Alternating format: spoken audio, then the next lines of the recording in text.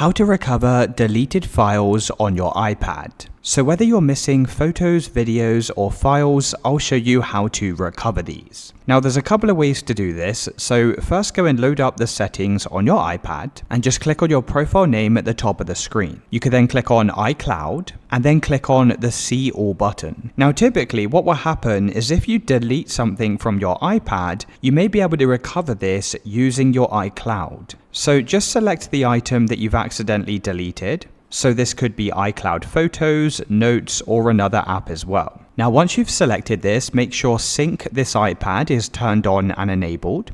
And then you can press the Sync Now button to sync all of your iCloud data. Now just bear in mind you will need enough storage space in order to sync all of your data. So that's the first way to recover deleted files. The second method is in the app itself. So head back over to your iPad home screen and go and load up the app that you're missing files from.